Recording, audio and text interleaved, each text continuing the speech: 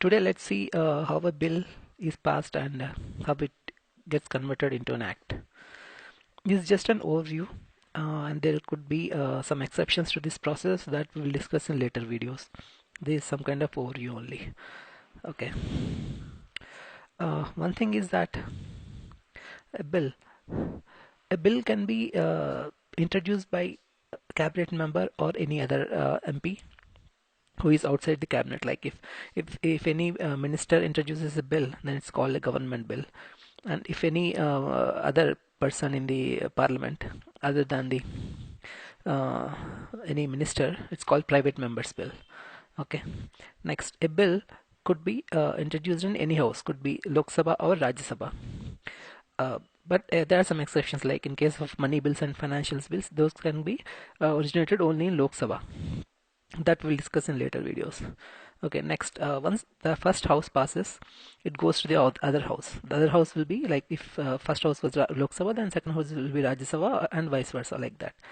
And next thing, um, and if the second house also passes the bill, it goes to the president. I mean, once again, this is just an overview. Like sometimes it could be like second house will not accept the bill that was passed by the first house. In that case, there will be some kind of joint session or something like that. That we'll discuss in later videos. Next, once the second house also passes it, it reaches the president. Now, president can do many things. First thing is he can give his assent, saying the bill is okay. Then second thing is he can send back for reconsideration. But there are some exceptions here again, like in case of money bill, then he cannot send it back. That we'll discuss in other videos. And third thing he can do is he can do pocket veto. It means that he can just put the bill with with him. He can either give his assent or send it back. Actually, it once happened with Jail Singh, Gyani Jail Singh in 1987. He pocket vetoed the uh, bill passed by Rajiv Gandhi government. It also happens. It basically means that he's neither accepting nor rejecting. He's just holding it on. Next thing is once the president gives his assent, it becomes an act. And after act also, actually that particular act should be published in government gazette is some kind of magazine published regularly by the government, and once it is published, it will give it's said as the act has been notified. That's what it means, notification of an act.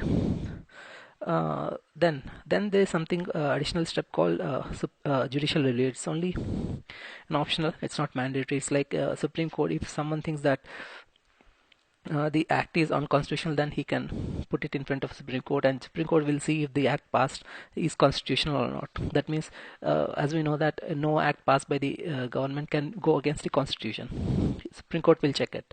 If it thinks it is against the Constitution, then it will reject it. If the Supreme Court says that okay, the act is according to the Constitution, then it will give go ahead. Then once and as I said, this will not happen every time. It might happen only sometimes. uh,